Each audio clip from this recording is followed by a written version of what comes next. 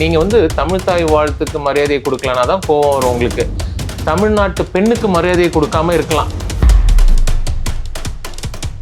உதயநிதி ஸ்டாலின் அவர்கள் பேசினதை நம்ம வீட்டில் இருக்கிற பெண்கள் முகம் சுளிக்காம இதை கேட்டுட்டாங்கன்னா, த்ரிஷா மேமையும் விஜயனாவையும் வச்சு எலெக்ஷன் முன்னாடியிலேருந்து என்னென்னமோ பேசினாங்க, அதெல்லாம் வேற. ஆனா நேத்து பேசின ஒரு விஷயம்ன்றது ஒரு விஷயம் இருக்கு இல்லையா? எங்க தண்ணி வருதோ அங்க தண்ணி வரணும்.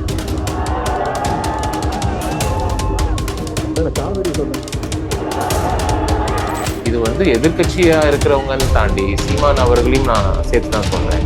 அவரு மேடையில வந்து தாங்கிறாரு, இப்படி பேசலாமா அப்படிங்கிறாரு. இப்ப நான் வந்து இந்த மீட்டிங் இப்போ நம்ம இன்டர்வியூல இந்த வார்த்தையை யூஸ் பண்ணா அது எவ்வளோ வந்து ஒரு பார்க்குறவங்களுக்கு ஒரு இதாகும்.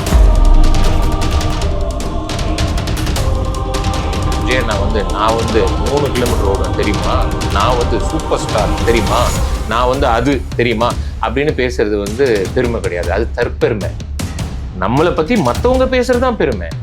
ஒரு தனி மனிதனை அட்டாக் பண்றதை தவிர, அவர் சொல்றாரு ஒருத்தனுக்கு ஒரு விஷயம் பிடிக்கலையா அப்படியே பேசு, அவனை வெறுப்பேத்து, அவனை வந்து உசுப்பேத்து. ஒரு விஷயம் நம்ம போய் பண்ணா அவனுக்கு வந்து கடுப்பாகுது, அதையே செய்.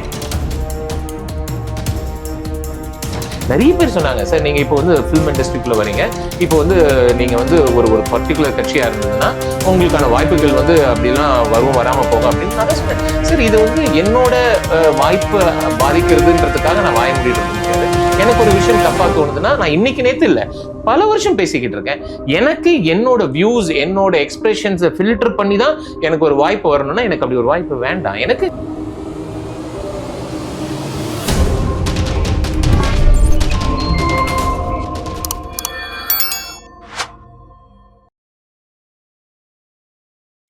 ப்ரோவோக் டிவி நேயர்கள் எல்லோருக்கும் அன்பான வணக்கங்கள். ஸோ இன்னைக்கு நம்ம ஒரு முக்கியமான கெஸ்டோட தான் இணைஞ்சிருக்கோம்.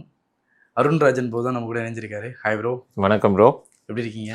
சூப்பர், நீங்கள் எப்படி இருக்கீங்க? யா, ஐம் குட். ஸோ உங்ககிட்ட வந்து ஜனநாயகன் பற்றி நிறைய பேசணும் அப்படின்னு நிறைய விஷயம் இருந்துச்சு. ஆனால் இப்போ இன்னைக்கு கரண்ட்டாக வந்து ஒரு விஷயத்துலேருந்து ஸ்டார்ட் பண்ணலாம்னு நினைக்கிறேன். சொல்லுங்க ப்ரோ. என்ன சொல்ல வரன்றது தெரிஞ்சிருக்குன்னு நினைக்கிறேன். எஸ், இப்போது உதயநிதி அவர்கள் அரெஸ்ட் ஆகிருக்காரு, ஒரு போஸ்ட்டை போட்டிருக்காரு. அந்த போஸ்ட்லேருந்து இப்போ பெரிய ஒரு கான்ட்ரவர்சி ஆகிருக்கு. நீங்களும் வீடியோ போட்டிருந்தீங்க சோஷியல் மீடியாவில்.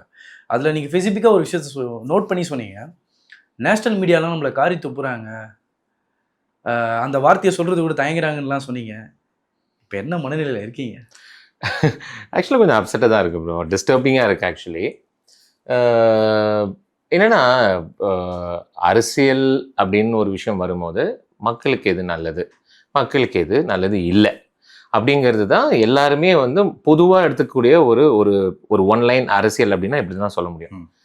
ஆனால் ஒரு மக்களுக்கு என்ன வேணும் என்ன வேண்டாம் அதுக்கான ஒரு போராட்டம், ஒரு காவிரி நதிநீருக்காக ஒரு போராட்டம் அப்படின்னு ஒரு மேடையை அமைச்சிட்டு அதில் வந்து பர்டிகுலராக ஒருத்தரோட பர்சனல் லைஃப்பை வந்து இவ்வளோ நாள் வந்து அதை அப்படியே சொரிஞ்சு விட்டுக்கிட்டே இருக்கிறது. என்னோட ஒப்பீனியன் என்னன்னா, லைஃப்ல நம்ம எல்லாருமே ஏதாவது ஒரு கட்டத்துல ஏதோ ஒரு தவறு செய்வோம், அந்த தவறுலேருந்து கற்றுப்போம், அதுக்கப்புறம் அதுலேருந்து லைஃப்ல ட்ராவல் ஆகி போவோம். நம்மளை வந்து நம்ம ஏதாவது ஒரு லைஃப்ல ஏதோ ஒரு விஷயத்த வந்து நம்மளை சுரிஞ்சுக்கிட்டே இருந்தாங்கன்னு வச்சுக்கோங்களேன், அது நமக்கு ரொம்ப காயமாகும் முதல்ல, அப்புறம் அது ரணமாகும், அப்புறம் அது வெறி ஆகும், அப்புறம் ஒரு மாதிரி வந்து ஒரு சைக்கிக்காக அது மாறும். ஒரு முதலமைச்சர் அப்படிங்கிறதெல்லாம் தாண்டி நீங்க வந்து தமிழ் தாய் வாழ்த்துக்கு மரியாதையை கொடுக்கலனா தான் கோவம் வரும் உங்களுக்கு. தமிழ்நாட்டு பெண்ணுக்கு மரியாதையை கொடுக்காம இருக்கலாம். ஒரு எதிர்கட்சி தலைவராக இருக்கிறவர் தமிழ்நாட்டு பெண்ணுக்கு மரியாதை இல்லாம ஒரு மேடையில உலகமே வந்து எப்படி இப்படி ஒரு வார்த்தையை அவர் சொன்னாரு அப்படின்னு கேட்கிற அளவுக்கான ஒரு வார்த்தையை பேசிட்டு, இன்னைக்கு நான் அது பேசல, நான் அந்த மாதிரி சொல்லவே இல்லையே, இதுல என்ன தப்பு இருக்குன்னு 1000 எக்ஸ்பிளனேஷன் கொடுத்தாலும் நம்ம வீட்லயும் லேடிஸ் இருக்காங்க. முகம் சுளிக்காம உதயநிதி ஸ்டாலின் அவர்கள் பேசினதை நம்ம வீட்டில் இருக்கிற பெண்கள் முகம் சுளிக்காம இதை கேட்டுட்டாங்கன்னா நான் வந்து ஓகே, அவர் பேசல, எந்த தப்பும் இல்லை அப்படின்னு நான் ஒத்துக்கிறேன். ஏன்னா விஜயண்ணா வந்து யாரோட பர்சனலையும் பத்தி குத்தி காமிக்காம ஒருத்தர் வந்து ஸ்டாலின் அங்கிள்னு சொன்னதுக்கே எல்லாருக்கும் எவ்வளோ பொங்கி எழுந்தாங்க. அங்கிள் அப்படிங்கிறது அவர் வந்து சின்ன வயசுல இருந்தே கூப்பிட்டுருக்கலாம். நம்ம பக்கத்து வீட்டில் இருக்கிறவங்கள பெரியவங்கள அங்கிள்னு கூப்பிடுவோம். ஒரு அங்கிள்னு சொன்னதுக்கு எல்லாருக்கும் எவ்வளோ கோவம் வந்தது. ஸோ அவர் பேசின இந்த வார்த்தை வந்து எவ்வளோ ஒரு அஜிடேட்டடா இருக்கும், எவ்வளோ ஒரு கஷ்டமா இருக்கும். அந்த ஒரு மனநிலையில தான் நான் இருக்கேன். ஏன்னா இதை பார்த்து வந்து அவங்க கட்சியில இருக்கிற இன்னும் அந்த ஜென்சி டீம் அப்படின்னு வளர்ந்து வரவங்க வந்து என்ன எக்ஸாம்பிளா எடுத்துப்பாங்க, அவங்க எப்படி வந்து ஒரு பெண்ணை அட்ரஸ் பண்ணுவாங்க, அவங்க வந்து இதை வந்து நான் ஜென்சி மட்டும் சொல்லலை, இது டிஎம்கே மட்டும் நான் சொல்லலை, எல்லா யங்ஸ்டர்ஸும் இப்போ வந்து சின்ன குழந்தை கூட அரசியல் வந்து ஒத்து நோக்க ஆரம்பிச்சிட்டாங்க. எல்லாருக்குமே அரசியல் மேலே ஒரு ஈடுபாடு, எல்லாருக்குமே அரசியல் மேலே ஒரு இன்ட்ரெஸ்ட் அப்படின்னு வரும்போது நம்ம என்ன செய்கிறோங்கிறது ஒரு டிக்னிஃபைடாக செய்யணும். மக்களுக்கு ஒரு கருத்தை எடுத்து சொல்லும் போது அதில் வந்து எதிரியே இருந்தாலும் எதிரியை மதிக்க தெரியணும், மரியாதை கொடுக்க தெரியணும். இது வந்து எதிர்கட்சியாக இருக்கிறவங்கன்னு தாண்டி சீமான் அவர்களையும் நான் சேர்த்து தான் சொல்கிறேன். அவரு மேடையில் வந்து தாங்கிறாரு, இப்படி பேசலாமா அப்படிங்கிறாரு. இப்போ நான் வந்து இந்த மீட்டிங் இப்போ நம்ம இன்டர்வியூல இந்த வார்த்தையை யூஸ் பண்ணா அது எவ்வளோ வந்து ஒரு பார்க்குறவங்களுக்கு ஒரு ஒரு இதாகும். அவனே இவனே வாடா போடா எதுக்குன்னு எனக்கு புரியல. ஒரு சக மனிதனுக்கான ஒரு சக மரியாதையை கூட கொடுக்க முடியாத ஒருத்தர் எப்படி ஒரு தலைவரா இருக்க முடியும்? சம்பந்தம் இல்லாம பேசுறாங்க. அவர் பாட்ட மக்கள் பணி என்னன்னு பார்த்துட்டு போய்கிட்டே இருக்காரு. உட்காந்து யாருக்கும் பதில் சொல்லிக்கிட்டு இல்லை. அதுக்காக நீங்க என்ன வேணா பேசலாம்னு ஆயிடாது இல்லையா? ஸோ தட் இஸ் ரொம்ப ஒரு கஷ்டமா இருக்கு. கரெக்ட். இப்போ எல்லாரும் சொல்றது என்னன்னா வந்து உதயநிதி அவர்கள் எதிர்க்கட்சி தலைவராக இருக்கிறதுனால அரெஸ்ட் பண்றீங்க, கரெக்டு. இதில் வந்து நிறைய பேர் வந்து இது மாதிரி அவதூறு பேசுகிறாங்களே, நிறைய பேர் சோஷியல் மீடியாவில் திட்டுறதை பார்க்குறோம், நிறைய பேர் ரொம்ப கம்பேர் பண்ணி திட்டுறதுலாம் பார்க்குறோம். அவங்களாம் உங்களால் பிடிக்க முடியல.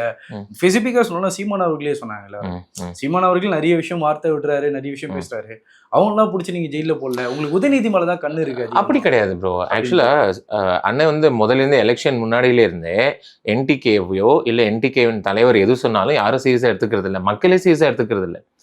எந்த மக்கள் அவர் சொல்றதுக்கு சீரியஸாக எடுத்துக்கிறாங்க சொல்லுங்க?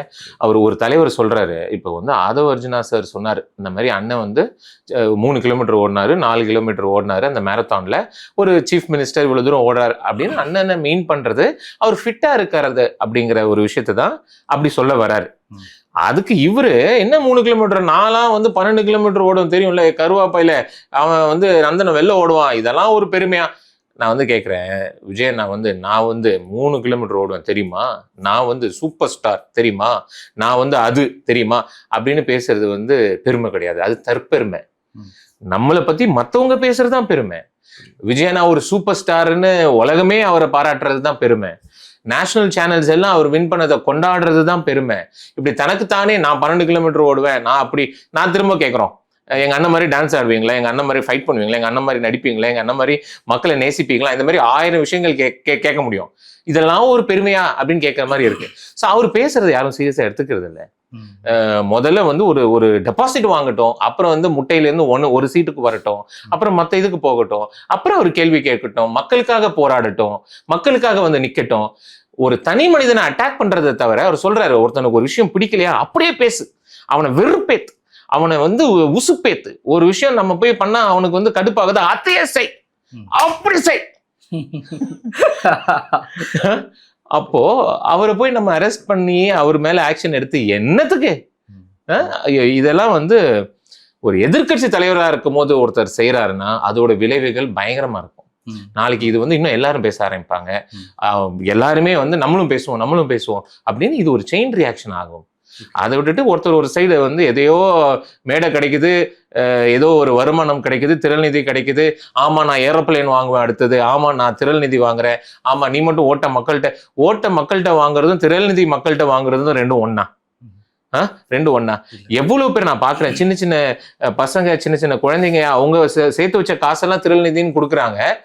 அதுல வந்து கட்சி நடத்தணும் அப்படின்னா என்னத்துக்கு நடத்தணும்? ஏன் இப்போ வந்து ஒரு குழந்தையோட காசை வாங்கி தான் நீங்க கட்சி நடத்தணுமா? பேசிட்டே போலாம் ப்ரோ. ஸோ வந்து அவரை நாங்கள் சீரியஸாக எடுத்துக்கல. பட் ஒரு எதிர்கட்சி தலைவர் உதயநிதி ஸ்டாலின் அண்ணா மேலே எங்களுக்கு நிறைய மரியாதை இருக்கு. அவர் வந்து ஸ்டாலின் அவர்களுடைய மகன், இதுக்கப்புறம் டிஎம்கேவோட தலைவராக போறவர், ஒரு வருங்கால அரசியலே வந்து அவங்கள நம்பிதான் இருக்கு. அப்படின்னும் போது அவர் வந்து நான் பேசுற வார்த்தையை, பப்ளிக்ல யூஸ் பண்ற வார்த்தையை பார்த்து நிதானமா மரியாதையா யூஸ் பண்ணியிருக்கணும் அப்படிங்கிறது என்னுடைய கருத்து. ரைட்.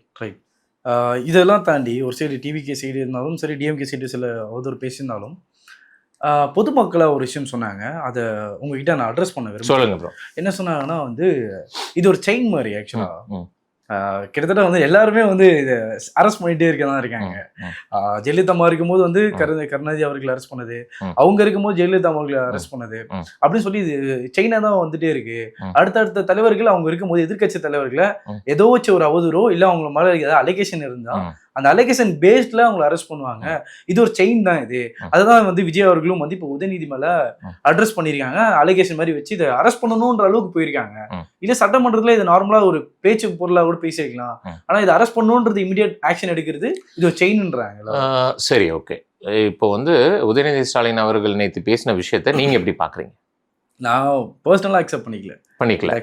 இப்போ நம்ம வீட்டு இருக்கிற தாய்மார்களை, தமிழ்நாட்டு தாய்மார்களை அப்படி பேசுறத நீங்க எப்படி பாக்குறீங்க? தப்பு தானே? ஸோ ஒரு இன்டென்சிட்டி ஆஃப் இஷ்யூ அப்படின்னு ஒன்று இருக்கு இல்லையா? இப்போ வந்து அவரை எவ்வளவோ பேசினாங்க, என்னென்னமோ பேசினாங்க. த்ரிஷா மேமையும் விஜயனாவையும் வச்சு எலெக்ஷன் முன்னாடியிலேருந்து என்னென்னமோ பேசினாங்க. அதெல்லாம் வேற. ஆனா நேத்து பேசின ஒரு விஷயம்ன்றது ஒரு விஷயம் இருக்கு இல்லையா? அது வந்து எல்லா தாய்மார்களை வந்து யாரை வேணா கேட்டு பாருங்களேன், அவங்களுக்கு வந்து ஒரு பெரிய ஒரு ஹர்ட்டை ஏற்படுத்தி இருக்கும். ஒரு பொது வெளியில இப்படி பேசுறது அப்படின்னு யாருக்கா இருந்தாலும் அது தப்பு தானே. ஸோ இது வந்து செயின் ரியாக்ஷன்றதை தாண்டி இந்த இன்டென்சிட்டி ஆஃப் த ப்ராப்ளம்னு ஒன்று இருக்கு. எவ்வளவோ அவரை பேசும் போதெல்லாம் அவர் அதுக்கு ரிப்ளை கூட பண்ண மாட்டாரு. இந்த வெஞ்சன்ஸ் அரசியல் விஜய் என்ன பண்றாரா? இந்த வெறுப்பு அரசியல் விஜய் என்ன பண்றாரா? எல்லாருக்கும் தெளிவா நீங்க ரோட்ல யாராவது ஒரு சாதாரண குடிமகன்கிட்ட கேளுங்க, ஒரு சாமானியன்ட்ட கூப்பிட்டு கேளுங்க, விஜயனாவோட அரசியல் எப்படி இருக்குன்னு கேளுங்க. எல்லாரும் நல்ல ஃபீட்பேக் மட்டும்தான் சொல்லுவாங்க.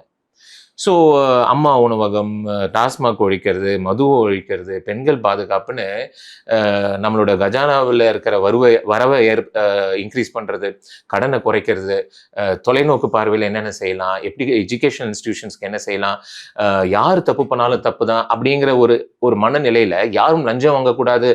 தமிழ்நாட்டிலேயே லஞ்சத்துக்கு நிறைய பேர் வந்து கம்ப்ளைண்ட்டுக்குன்னு ஒரு நம்பர் கொடுப்பாங்க. ஆனால் நீங்க வந்து கம்ப்ளைண்ட் கொடுத்தா உங்களுக்கு சன்மானமா 1 லட்சம் வழங்கப்படும். நீங்க எங்க பிரச்சனையா இருந்தாலும் சொல்லுங்க, உங்க விஜயனாங்கிட்ட சொல்லுங்க, இது நம்ம ஆட்சி அப்படிங்கிற மாதிரி அவர் ஒரு தொலைநோக்கு பார்வையில போயிட்டு இருக்காரு. ஒரு நல்ல ப்ராசஸ் வந்து எடுத்து இனிஷியேட் தான் பண்ண முடியும்.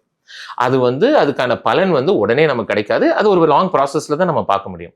அப்படி போயிட்டு இருக்கும் போது இப்போ எதிர்கட்சியில் இருக்கிறவங்க என்ன செய்யணும்? இந்த நேரத்துல மக்கள் பிரச்சனையை பத்தி பேசி அதை பேசினா கேட்கிற இடத்துல அண்ணன் இருக்காரு. ஒரு பிரச்சனை அப்படின்னு சொன்னா அதை காது கொடுத்து கேட்டு நோட் பண்ணி அதுக்கான ஆக்ஷன் எடுக்கிற இடத்துல அவர் இருக்காரு. சோ மக்களுக்கு என்ன தேவையோ அதை பேசாம இந்த வெறுப்பு அரசியல் ஏன் செய்யணும்?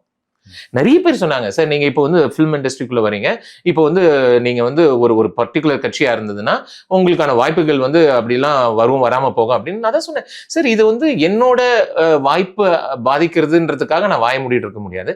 எனக்கு ஒரு விஷயம் தப்பா தோணுதுன்னா நான் இன்னைக்கு நேத்து இல்ல பல வருஷம் பேசிக்கிட்டு இருக்கேன். எனக்கு என்னோட வியூஸ், என்னோட எக்ஸ்பிரஷன்ஸை ஃபில்டர் பண்ணி தான் எனக்கு ஒரு வாய்ப்பு வரணும்னா எனக்கு அப்படி ஒரு வாய்ப்பு வேண்டாம். எனக்கு I am talented in some way. அந்த டேலண்ட்டுக்கான வாய்ப்பு வந்தா எனக்கு போதும். ஒருத்தர் பிடிச்சிருக்கு, ஒருத்தரோட அரசியல் கொள்கைகள் எனக்கு பிடிச்சிருக்கு, ஒருத்தரோட கொள்கை பயணம் எனக்கு பிடிச்சிருக்கு, அவர் மக்களுக்காக செய்யறது பிடிச்சிருக்குன்னா ஆப்வியஸா எனக்கு பிடிச்சிருக்குன்னு அதை பத்தி பேசுவேன். வெறுப்பு அரசியல் எனக்கு பிடிக்கலன்னா அதை பத்தி நான் பேசதான் போறேன்.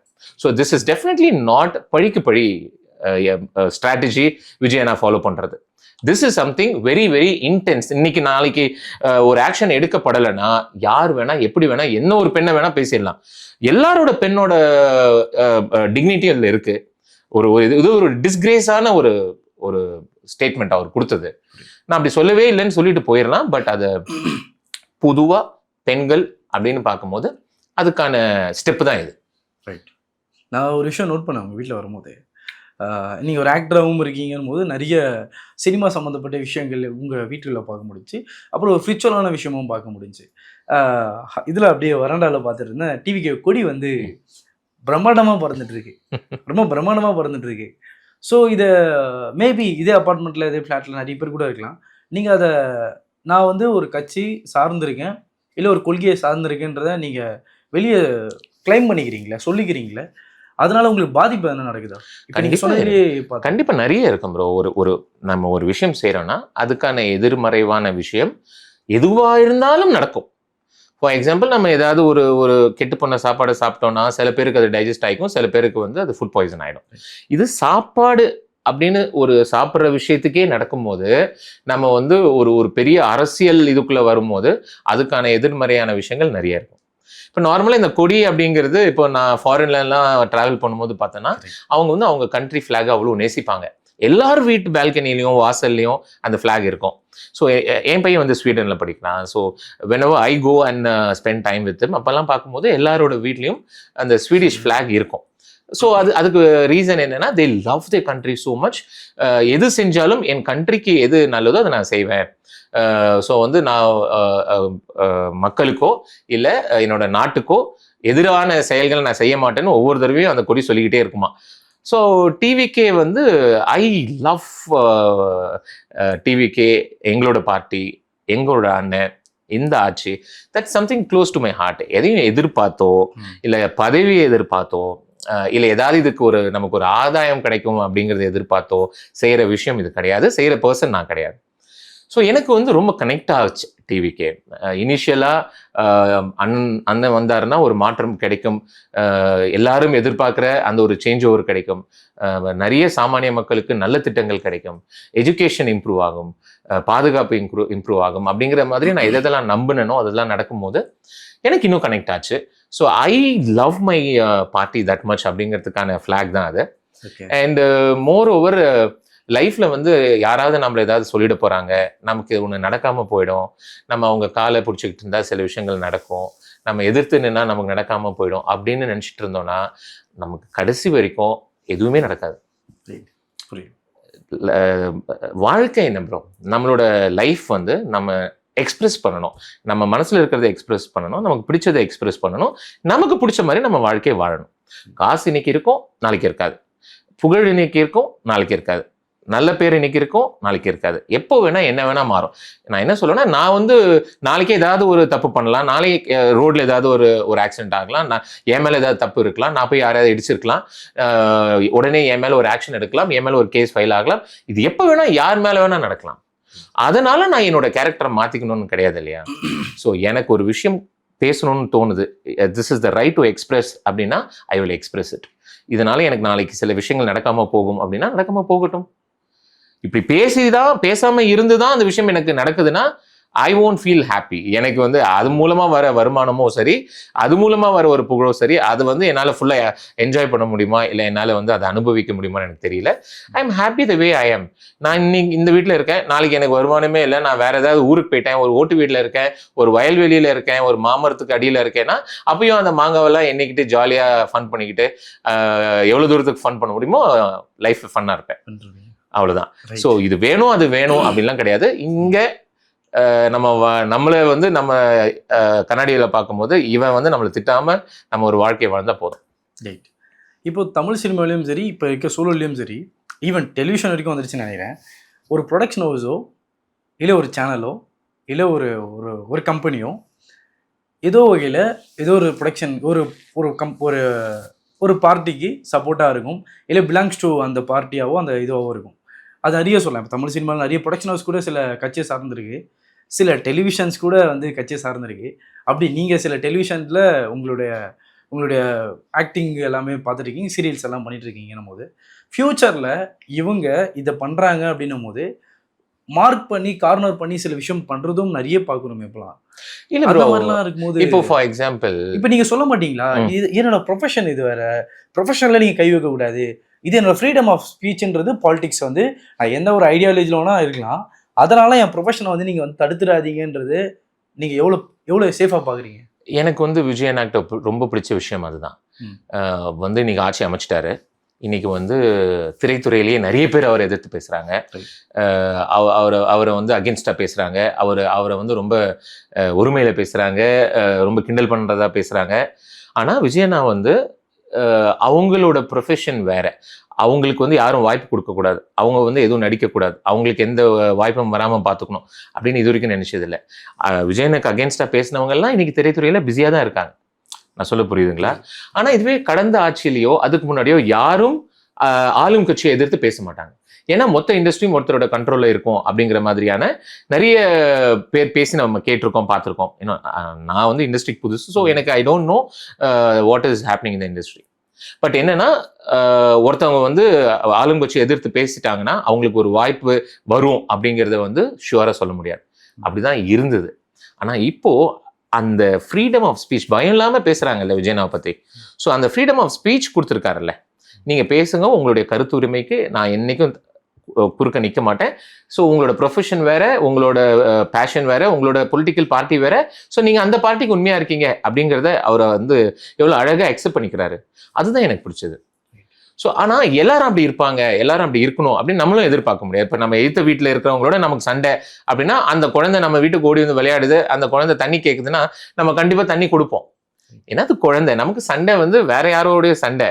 ஸோ அது வேற இது வேற. ஆனா சில பேர் ஒரு குழந்தையாவே இருந்தாலும் எய்த்த விட்டு சண்டை போட்ட குழந்தை நம்ம வீட்டுக்கு வந்தோன்னா கதவு சாத்துறவங்க தான் நிறைய பேர் இன்னமும் இருக்காங்க. அவங்க அப்படி இருக்காங்கிறதுக்காக நம்ம அப்படி இருக்கணும்னு அவசியம் இல்லை. அவங்க அப்படி இருக்காங்கிறதுக்காக ஐயோ அவங்க இப்படி இருக்காங்களே, நம்ம குழந்தைய வந்து இப்படி உள்ள வரும்போது கதவு சாத்திட்டாங்களே அப்படின்னு ஃபீல் பண்ணவும் தேவையில்லை. அவங்க அப்படிதான் இருப்பாங்க. விஜயண்ணா மாதிரியான ஆட்களும் இருப்பாங்க, கடந்த ஆட்சியில் இருக்கிறவங்க மாதிரியும் இருப்பாங்க. ஸோ வந்து ரெண்டுமே பேலன்ஸ் பண்ணி போறது தான். வாய்ப்பு வரும்போது வரும். அந்த திறமைக்கான வாய்ப்பு லேட்டா வந்தாலும் கரெக்டா ஒரு நாள் வரும். அப்படி வரும்போது அந்த திறமைக்கான வாய்ப்பை கரெக்டா யூஸ் பண்ணிக்கணும். ரைட், அவ்வளவுதான். ரைட். இப்போ ஒரு சில விஷயம் பார்க்கும்போது நான் உங்களோட பாயிண்ட் ஆஃப் வியூ சொல்றேன். தெளிவா பேசுறாங்களே இவங்க ஏன் இன்னும் பாலிட்டிக்ஸ்குள்ள வரல அப்படின்னு ஒரு கேள்வி வரும். நான் இப்போ ஒன்று சொல்றேன். வாட் இஃப் அருண்ராஜன் அவர்கள் வந்து இன்னும் ஏன் ஒரு 1 இயர்ல இல்லை 2 இயர்ஸ்ல நிறைய பதவியெல்லாம் இருக்குது. ஆக்சுவலாக இன்னும் டிவிக்கில் சில பொசிஷனில் சில இடங்களில் இன்னும் பதவிக்கெல்லாம் காலியாக தான் இருக்குது. இப்படி ஆர்வமுள்ள ஒரு ஒரு ஆர்டிஸ்ட் ஒரு பொலிட்டிஷனாக வந்தால் இப்போது ஒரு இமேஜினேஷனுக்குள்ளே போகலாம். உங்களுக்கு ஒரு ரோல் கொடுக்குறாங்க அப்படின்னா, இந்த ரோல் கொடுத்தா நான் பர்ஃபெக்டாக பண்ணுவேன் அப்படின்னா என்ன ரோல் பண்ணுவீங்க? ஓகே, நீங்க பார்ட்டியில கேட்க பார்ட்டியில் ஓகே, மேபி இன் ஃபியூச்சரில் எனக்கு ராஜ்மோகன் பார்த்தாருன்னா எனக்கு ராஜ்மோகன் ப்ரோ ஃப்ரெண்டு தான். ஐ ஹவ் நாங்கள் அடிக்கடி மெசேஜ் பாஸ் பண்ணிப்போம், பேசிப்போம். பட் இது எல்லாத்தையும் தாண்டி உன்னை எதிர்பார்த்து செஞ்ச மாதிரி ஆகிடக்கூடாதுன்னு தான் என்னோட எப்பவுமே. நான் வந்து இவன் வந்து இதை எதிர்பார்த்து செஞ்சான். நான் ஒரு 2.5 years என்னைக்கு டிவிக்கு பார்ட்டி ஸ்டார்ட் ஆச்சோ அன்னிலேருந்து I been associating myself with the party. But நான் வந்து எனக்கு எதுவும் கிடைக்கணும், எதுவும் வேணும் அப்படின்னு எதிர்பார்த்து எதுவும் செஞ்சதில்லை. எனக்குன்னு இல்லை, இப்போ இருக்கிற பாதி பேருக்கு அரசியல் அப்படிங்கிற ஒரு விஷயம் முன்னாடி எப்படி அரசியல் ஒரு சாக்கடைன்னு சொல்லிட்டு இருந்தாங்களோ, எல்லாருமே இப்போ அரசியலுக்குள்ள வர ஆரம்பிச்சுட்டாங்க. எல்லாருக்கும் அரசியல் பிடிக்குது, எல்லாரும் ஏதோ ஒன்று செய்யணும்னு நினைக்கிறாங்க. எனக்கு வந்து ஏதாவது ஒரு நல்லது செய்யணும், ஏதாவது ஒரு குட் கர்மா வந்து சம்பாதிக்கணும் அப்படின்னா எனக்கு ரொம்ப ரொம்ப எனக்கு பிடிச்ச ஒரு விஷயம். So anything to related with மக்களுக்கு ஏதோ ஒரு நன்மை. ஏதோ ஃபார் எக்ஸாம்பிள் இப்போ வந்து எனக்கு ஆர்ட் பிடிக்கும், எனக்கு வந்து நடிக்க பிடிக்கும், எனக்கு வந்து ஃபில்ம் மேக்கிங் பிடிக்கும் அப்படின்னா ஏதாவது ஒரு நல்ல திட்டங்கள். இப்போ நமக்கு வந்து ப்ராட்காஸ்டிங் இருக்கு, நமக்கு வந்து ஆட் ஷூட்ஸ் இருக்கு, நமக்கு வந்து டெலிஃபிலிம் இருக்கு, இந்த மாதிரி எவ்வளோ இருக்கு. அதுக்கு நான் வந்து கரெக்டாக இருப்பேனா அப்படின்னா அதுக்கு என்ன எப்படி தயார்படுத்திக்கணும், அது மூலமா என்னென்ன நல்லது செய்ய முடியும் அப்படின்னு பார்க்கணும். இல்ல வேற ஏதாவது ஒரு போஸ்டிங் அப்படின்னு எது கொடுத்தாலும் அதோட டீடைலிங் என்ன, அதோட நியூவான்சஸ் என்ன, நம்மளால அது எப்படி சிறப்பா செய்ய முடியும், எதுவா இருந்தாலும் சிறப்பா செய்யணும் அப்படிங்கிறது என்னோட concept. So let it be anything. End of the day இதுவெல்லாம் பெருசுன்னு நினைக்காத ஒரு ஆள்னா என்னால பெஸ்ட் கொடுக்க முடியுமோ அதை எதுவா இருந்தாலும் செய்யணும் அப்படிங்கிறது தான். நான் ஒரு 2 ஆப்ஷன் தரேன் உங்களுக்கு. சொல்லுங்க ப்ரோ. ஒன்று வந்து ஆதவ் அர்ஜுனா அவர்கள் வந்து ஸ்போர்ட்ஸில் பயங்கர ஒரு பிஸியில் இருக்காங்க. நீங்கள் ஒரு ஸ்போர்ட்ஸ் மேனும் கூட. ஏன்னா உங்களோட பாடி, நீங்கள் ஃபிட்னஸோட ரொம்ப ஒரு லவ் பண்ணி பண்ணுறீங்க. அது ஒரு கேட்டகரி இருக்குது, அங்கே ஒரு செக்டார் இருக்குது. அப்படியே கட் பண்ணால் ஃபிலிம் சினிமா சம்மந்தப்பட்டதில் ராஜ்மோகன் வந்து பார்த்துட்ருக்காங்க. இப்போ ரீசெண்டாக கூட பிஆர் ப்ரெஸ் மீட்டில் கூட அவங்க ஈவெண்ட் பண்ணும்போது அவங்க பார்ட்டிசிபேட் பண்ணியிருந்தாங்க. ஸோ சினிமாவும் நீங்கள் சார்ந்திருக்கீங்க, டெலிவிஷன் இதெல்லாம் சார்ந்திருக்கீங்க. மீடியா துறையை சார்ந்த ராஜ்மோகன் இருக்காரு, அவர் கூட சேர்ந்து ஒர்க் பண்ண ஆசைப்படுறீங்களா? அவர்ஸ் வந்து ஸ்போர்ட்ஸில் வந்து ஆதவ் அர்ஜுனா அவர்கள் இருக்காங்க, அவங்க கூட வந்து நீங்கள் இணைஞ்சி ஒர்க் பண்ணணும்னு ஆசைப்படுறீங்க. எனக்கு வந்து டிவிகே அப்படிங்கிறது வந்து ரொம்ப மனசுக்கு ரொம்ப க்ளோஸான ஒரு விஷயம். ஸோ அது யாராக இருந்தாலும் எனக்கு ரொம்ப I be feeling blessed. But நான் இது வரைக்கும் ஆதவ் அர்ஜுனாவை கூட பேசினதில்லை. I've never been associated with them in anyway. But Rajmohan அவர்கள் வந்து எங்கள் இண்டஸ்ட்ரியிலேருந்து வந்தவர். நாங்கள் ஒன்றா ஒர்க் பண்ணியிருக்கோம், நிறைய பார்ட்டியில் மீட் பண்ணியிருக்கோம், நிறைய ஃபங்க்ஷனில் மீட் பண்ணியிருக்கோம், நிறைய விஷயங்களில் எங்களோட எக்ஸ்பிரஷன்ஸை வந்து ஷேர் பண்ணியிருக்கோம். இன்னமும் வந்து நிறைய விஷயங்களை வந்து வாட்ஸ்அப்பில் நாங்கள் பேசுவோம். அப்படி இருக்கும்போது I feel so comfortable. And Rajmohan பிரதரும் சரி, ஆதவ் அர்ஜுனா சாரும் சரி, அவங்களோட துறையை அவங்களுடைய வேலையை ரொம்ப ரொம்ப ரொம்ப பர்ஃபெக்டாக செஞ்சுக்கிட்டு இருக்காங்க, சூப்பராக செஞ்சுட்டு இருக்காங்க. ஸோ எனக்கு வந்து this is my related industry film அப்படிங்கிறது. இது ரிலேட்டடாக எனக்கு ஏதாவது ஒரு விஷயம் அமைஞ்சதுன்னா எனக்கு இன்னும் சந்தோஷம் கம்பேரிட்டிவ்லி. நைஸ். இது நடக்கும்னு நினைக்கிறோம், நம்பிக்கையோட செய்யணும். நடக்கலனாலும் ஓகே. எனக்கு வந்து இது இது என்னைக்குமே எதிர்பார்த்தாதான் ஒரு டிசப்பாயின்மெண்ட் கிடைக்கும். ஒரு ஒரு நமக்கு வந்து என்னடா இது நடக்கலையே அப்படிங்கிற ஒரு ஒரு சேட்னஸ் வரும். நான் என்னைக்கும் எதையுமே எதிர்பார்த்ததில்லை. முடிஞ்ச அளவுக்கு யாரையும் கெடுத்து விட்டுறாம, யாரை பத்தியும் யாருக்கும் ஒரு பேட் கர்மாவை சேர்த்துடாம, முடிஞ்ச அளவுக்கு எனக்கு அப்புறம் என் பசங்களுக்கு இப்போ ஃபார் எக்ஸாம்பிள் நான் இந்த கர்மாவை ரொம்ப நம்புறேன். என் லைஃப்ல நான் நிறைய விஷயங்கள் தப்பு பண்ணியிருக்கேன், எவ்வளோ பேரை ஹர்ட் பண்ணியிருக்கேன், அழ வச்சிருக்கேன், அதுல வந்து சிரிச்சிருக்கேன். இவங்க வந்து கஷ்டப்படுறாங்கன்னா அதுலேருந்து நான் வந்து செத்த இல்லடா நீ அப்படின்லாம் இருந்தவன் தான் நான். ஸோ என்னை வாழ்க்கை பெரட்டி போட்டு அடின்னு அடிச்சது. நான் வந்து கைண்ட் ஆஃப் ஒரு ஒரு 4 மாடி கட்டிடத்துக்கு சொந்தக்காரனா இருந்திருக்கேன், அடுத்த வேளை சாப்பாடுக்கு கஷ்டப்பட்டவனா இருந்திருக்கேன், எல்லாரும் என் கூட இருந்திருக்காங்க, யாருமே என் கூட இல்லாமல் இருந்திருக்காங்க. ஸோ வந்து என்னோட லைஃப் சர்க்கிளில் வந்து நான் பண்ண தப்பை நான் ரியலைஸ் பண்ணேன். இது தப்பு, நீ வந்து இதுதான் உன்னோட பேக் கர்மா, இதுக்காக தான் நீ இப்போ இதை அனுபவிச்சுட்டு இருக்க. ஸோ இது வந்து இதிலிருந்து நீ வந்து எழுந்து வர்றதுங்கிறது மறுபடியும் நமக்கு தப்பு நடக்கிறதுக்கான நிறைய சாத்தியக்கூறுகள்லாம் நம்மளை சுற்றி இருக்கும், வரும், போகும். அந்த குட் கர்மாவை சேர்க்கிற ஒரு விஷயம் இருக்குல்ல, நமக்கு அப்புறம் வர நம்ம ஜென்ரேஷனுக்கு, அதை நான் ரொம்ப நம்புறேன். அந்த வாழ்க்கை வந்து அந்த யூனிவர்ஸ் வந்து நமக்கு ஒரு விஷயத்தை எப்போ கொடுக்கும்னா, நம்ம வந்து யாரையும் ஒரு கெடுதல் நினைக்காம, நம்ம மைண்டை சுத்தமா வச்சுக்கிட்டு, நம்ம மனசை சுத்தமா வச்சுக்கிட்டு, முடிஞ்ச அளவுக்கு அன்பா பேச முடியலன்னா வெறுப்பா பேசாம இருந்தாலே போதும். ஏன்னா ஒரு 4 பேர் இன்னைக்கு என்னால கஷ்டப்பட்டாங்கடான்னு இல்லாம, என்னால் முடிஞ்ச அளவுக்கு ஏதோ ஒரு உதவி செஞ்சேன்னு இருந்தாலே போதும்.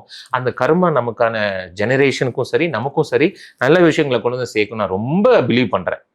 அப்படி பட்டு தெரிஞ்சதுனால தான் வாட் எவர் இன்னும் நான் ஒரு மாதம் என்னோட லைஃப் ஸ்பேனா, இல்லை 1 இயரா, இல்லை 10 இயர்ஸா, என்னோட லைஃப் ஸ்பேன் எப்படின்றது எனக்கு தெரியாது. இருக்கிற வரைக்கும் மனசுக்கு பிடிச்ச மாதிரி வளர்ந்துட்டு போகணும். ரைட். இப்போது சில விஷயம் இருக்குது. இப்போ நீங்கள் சொன்ன பாயிண்ட்லேருந்து கீ எடுக்கலாம். இப்போ லயோலா மணி அவர்களுக்கும் அப்படிதான். டிவிகேல அவங்க தொடர்ந்து வந்து பேச்சாளராக இருந்து ஆன் ஸ்டேஜ்லையும் சரி, ஆஃப் ஸ்டேஜ்லையும் இருந்தாங்க. இருந்ததுக்கப்புறம் எல்லாரும் சொன்னாங்க அவருக்கு ஏன் பதவி கொடுக்கலன்னு சொன்னாங்க. அப்போது டிவிகே கவர்மெண்ட் வந்து இதை அனலைஸ் பண்ணாங்களான்னு தெரில. கொஞ்ச நாள்லேயே அவருக்கு வந்து அகைன் ஒரு போஸ்ட்டு கொடுத்தாங்க. ஸோ அவங்க கவர்மெண்ட்டை பற்றியோ இல்லை கட்சியை பற்றி கரெக்டாக பேசுகிறவங்களுக்கு, பொலிட்டிக்கல் நாலேஜோடு பேசுகிறவங்களுக்கு அந்த இடம் அப்படின்றது எல்லா இடத்துலையும் இருக்குது. அப்படி தான் நாங்கள் ஜனநாயகனையும் பார்க்குறோம். ஏன்னா நீங்கள் ஆல்ரெடி வந்து எந்த வகையிலையும் இப்போது தளபதி அவர்களுடைய ஃபேனாக இருக்கும்போது கூட அவங்கள பற்றி பேசுகிறவங்கள மேபி ரிசர்ச் பண்ணியிருக்கலாம் டைரக்ஷன் டீம். அதில் இவர் வந்து கொஞ்சம் ஆப்டாக இருப்பாருன்றதுக்காகவும் ரிசர்ச் பண்ணிக்கலாம். ஸோ பொலிட்டிக்கலாகவும் அது உங்களுக்கு கிடைக்கும்ன்ற ஒரு நம்பிக்கை எங்களுக்கும் இருக்கு. இல்லை, விஜய் நான் பொறுத்த வரைக்கும் நம்ம வந்து அவர் ஒருத்தர் ஏன் போஸ்டிங் கொடுக்கல, ஏன் கொடுக்குறாரு அப்படின்ற மாதிரி நம்ம ஒரு டக்குன்னு ஒரு முடிவுக்குள்ள வந்துட முடியாது. ஏன்னா அவர் வந்து ரொம்ப க்ளோஸாக வாட்ச் பண்ணுறாரு எல்லாரையுமே. He absorbs everybody very closely. நிறைய பேர் என் ஃப்ரெண்ட்ஸ் சர்க்கிளில் கேட்பாங்க, நீங்கள் ஏன் ஒரு சீட்டு கேட்கக்கூடாது, நீங்கள் ஏன் ஒரு அப்படி போய் கேட்டா வந்து இந்தாங்க உங்களுக்கு ஒரு சீட்டுன்னு கொடுக்குற ஒரு விஜயனாவும் கிடையாது. அப்படி நான் அப்படி பேசுறேன்ல, எனக்கு ஒரு சீட்டு கொடுங்க அப்படின்னு கேட்குற ஆள் நானும் கிடையாது. அதே மாதிரி லயோலா மணி அவர்களையும் எடுத்துப்போமே, அவருக்கு ஏன் எதுவும் கொடுக்காம இப்ப இது கொடுத்தாங்க? This is not gonna be permanent. அவரை தயார்படுத்திக்கிறதுக்கான மெச்சூரிட்டி இந்த போஸ்டிங்ல இருக்கும் அப்படிங்கிறதுக்காக அவருக்கு இந்த போஸ்டிங்கை கொடுத்துருக்கலாம். இன்னும் ஒரு 1 இயர் 2 இயர்ஸ்ல அண்ணன் வந்து அவருக்கு வேற ஏதாவது ஒரு பிளான் வச்சிருக்கலாம். ஸோ வந்து மனசார மக்கள் பணி ஆற்றுறதுக்கான ஒரு டீமை தான் ரெடி பண்ணிட்டு இருக்காரு. நான் டிவிகேக்கு சப்போர்ட் பண்றேங்கிறதுனால நான் அதுக்கு வந்து குவாலிஃபைடா இருப்பேன் அப்படின்றது நானும் எதிர்பார்க்க கூடாது. அண்ணன் இதை வந்து அக்செப்ட் பண்ணிக்கணும்னு நானும் சொல்லவும் கூடாது. He knows when to do, what to do, with whom to do. So அப்படி வந்துச்சுன்னா ஓகே, அண்ணன் என் மேல வச்சிருக்க நம்பிக்கை, அதுக்கு நம்ம உண்மையா இருக்கணும் அப்படிங்கிற ஒரு தாட் ப்ராசஸ். வரலன்னா அதுக்காக வந்து நம்ம வந்து நம்மளால முடிஞ்ச ஒரு மக்கள் பணியை செய்யாம இருக்கக்கூடாதுன்றது இல்லை. நம்ம கண் எதிரே ஏதோ ஒருத்தவங்க கஷ்டப்படுறாங்க, ஒருத்தவங்களுக்கு ஒரு செருப்பு இல்லை, என்னால ஒரு 500 ரூபா கொடுத்து அவங்களுக்கு ஒரு செருப்பு வாங்கி கொடுக்க முடியும்னா அதுதான் எனக்கு பிடிச்ச விஷயம். ஸோ அதை நான் வந்து கண்டிப்பா இங்க இருந்தாலும் சரி, எங்க இருந்தாலும் சரி, எப்படி இருந்தாலும் சரி, ஃபார் ஷுர் அது செய்வேன்.